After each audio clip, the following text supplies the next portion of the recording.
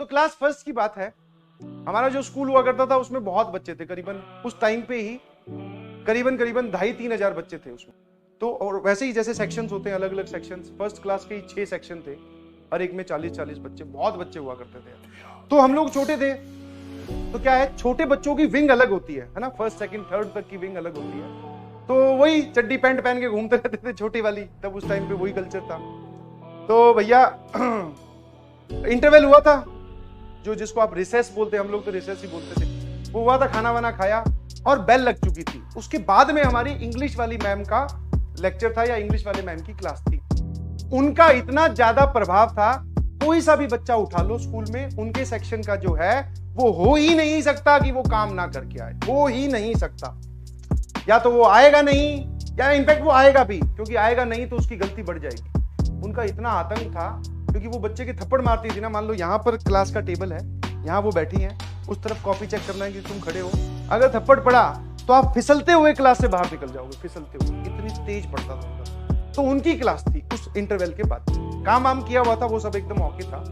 But क्या, पानी वाली वाटर कूलर वाली लाइन में, जून जुलाई के महीने में पानी वाली लाइन में हम लोग लगे हुए थे।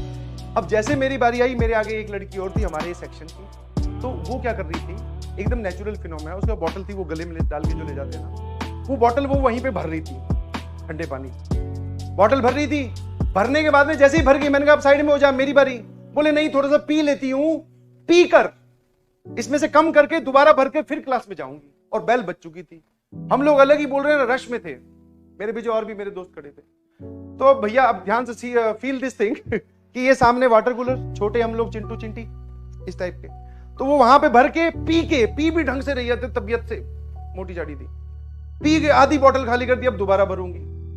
और जब वो दोबारा, मतलब एक सिप ली, थोड़ी देर रुक कर इधर, फिर दूसरी सिप ली, हम कितने रश में थे, तो जब वो पी रही थी ना, तो मैंने क्या किया, पीछे से धक्का दे दिया। ठीक है, छोटे थे तो ऐसी हरकतें दिमाग में आती है, पीछे से धक्का दे दिया, ये बॉटल, ये मुंह में बॉटल और सामने वाटर कूलर की वो दीवार। मैंने जैसे ही धक्का दिया, उसके आगे के दोनों दांत बॉटल के अंदर। और छोटे बच्चे के जब दांत टूटते हैं तो भाई साहब, जैसे ही उसने पीछे मुंह घुमाया, यहां से लेके यहां तक खून ही खून।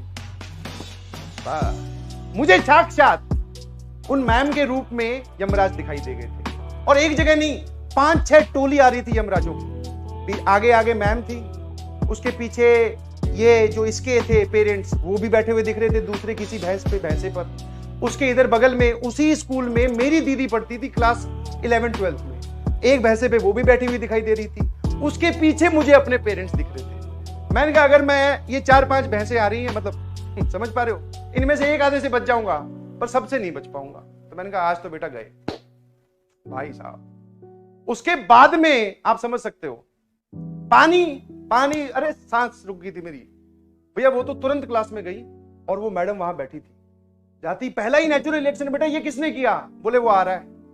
जो दमादम, पहले तो उन्होंने ही, क्योंकि अब इसमें तो इफ एंड बट क्वेश्चन तब आस्क किए जाते हैं जब सबूत ना मिले, कि भैया 2 लड़कों की लड़ाई होगी, तुम गए टीचर के पास, तूने इसको मारा क्या, तूने इसको मारा क्या, प्रूफ है, तीसरे को बुला के ला, उसने गवाही दी, फिर पिटाई होती है। यहां तो सबूत वो खुद लिए घूम रही है, बोले किसने किया, बोले उसने किया। और इतना भयंकर कांड था कि बाकी जो मेरे दोस्त थे वो भी यही कह रहे थे इसी ने किया है, कि गलती से हमारे पे इसकी परछाई ना पड़ जाए, वरना हम भी पीटे जाएंगे। तो बोले इसी ने किया। तो भैया पहले तो मैडम ने पीटा तबियत से। अभी मामला इतना बड़ा था कि पहले प्रिंसिपल के ऑफिस में ले गए। प्रिंसिपल के ऑफिस में उसके पेरेंट्स को तो बुलाया गया, वो तो इसलिए ताकि इसको फर्स्ट एड वगैरह मिल सके। मेरे पेरेंट्स को बुलाया गया ताकि मुझे अच्छे से फर्स्ट एड मिल सके। तो मेरी दीदी को बुला लिया। दीदी बड़ी स्ट्रिक्ट थी। ये जो तुम ओपी हैंडराइटिंग देख रहे हो ना सर, आप बहुत बढ़िया लिखते हो। ये सर ऐसे ही नहीं, सर भी बहुत बदतमीज थे, पता नहीं क्या लिखते थे, खुद को ही समझ में नहीं आती थी। वो दीदी थी जिन्होंने मार मार के लाइन पिलाए। तो वो आ गई, बोले ठीक है। वो प्रिंसिपल मैम के सामने बोले कि इनको ले जाओ, ऐसे वैसे है, छोटे बच्चे हैं, सही हो जाए। नहीं भैया, मैं समझ गया था, छोटे बच्चों को सही करने का भी दीदी के पास तरीका है। जैसे ही कैबिन से बाहर निकले उनके और कॉरिडोर में मूव करना स्टार्ट किया, मैं बस भयंकर तरीके से रोने लगा। और वो आंसू जेन्युइन थे। मैं कहा मुझसे गलती होगी, मैंने दिया है धक्का, मेरे से एकदम जेन्युइन मिस्टेक हुई। वो बोले कोई बात नहीं, अब तेरी कुटाई भी जेन्युइन होगी। वहीं पर लेके गए, कॉरिडोर में एक छोटा सा ब्लॉक था, पहले तो वहीं पीट दिया। और वो होता था रिसेस के बाद में 3 क्लासेस लगती थी। 3 क्लासेस खत्म हुई, मैं एकदम सहमा हुआ, उससे शरीफ कभी भी नहीं। तो घर जाने की बारी, हम सब लोग पैदल घर जाते थे, दीदी, मैं और मेरे आसपास वो चिंटू पिंटू। वो इस बार चिंटू पिंटू कोई नहीं दिखाई दे रहा, मैं अकेला ही घूम रहा हूँ गले में बोतल डाल के। आगे 2 कदम पे दीदी चल रही है, पीछे पीछे। भैया घर चले गए। घर जाते ही उन्होंने तुरंत, बैग रखा नहीं था उससे पहले ही वो कांड पूरा का पूरा घर पे समझा दिया। बोले आज ये करके आया लाडला आपका। मुझे लगा कि यार कुछ खाना वाना खा लेंगे, सुबह से तो वैसे ही हालत खराब हुई पड़ी है। खाना वाना सब भूल गए। मैंने जाके सीधा सीधा बोला मम्मी को, मैंने कहा देखो भाई सही है, सब सही है। अच्छा एक और इसमें मेन इंटरेस्टिंग चीज बीच में रह गई। वो जो लड़की थी उसने वहां पर जाते जाते एंड दिस इज रियल, ध्यान रखना, वहां पर जाते जाते, क्लास में जाते जाते, क्लास से निकलकर प्रिंसिपल के कैबिन तक जाते जाते एक और इल्जाम मेरे सर पे डाल दिया था कि इसने मुझे आई लव यू बोला है। और बचपन में ये बात आपके अगर कैरेक्टर पे लग जाती है कि आपने किसी को आई लव यू बोला है, दैट मीन्स आपने सबसे बड़ा क्राइम किया है। हाँ छोटे छोटे ही थे, उसका कोई मतलब नहीं पता, बट हाँ ये होता था कि किसी को फंसाना है तो आप ऐसा बोलते हो कि इसने आई लव यू बोला है। और वो बात दीदी को बताएगी, मुझे नहीं बताएगी। दीदी आके बोलती है बाद में कि ये ऐसे भी करके आए। तो वो जो मम्मी मेरे फेवर में थे थोड़े बहुत, बोले कोई बात नहीं, वो कोई बात नहीं से पता नहीं कौन सी बात पे आ गए। अब मम्मी ने पहले अच्छे से सूता, 8:30 बजने के करीब घर पे पापा आने वाले थे। फिर मैं कहा यार ये एक साथ मिलके सभी लोग पीट लो ना, काहे अलग अलग टाइम फ्रैक्शन पे डांट, मतलब ऐसे घबराहट तो रहती है कि अब 8:30 बजे पापा आएंगे फिर वो पीटेंगे।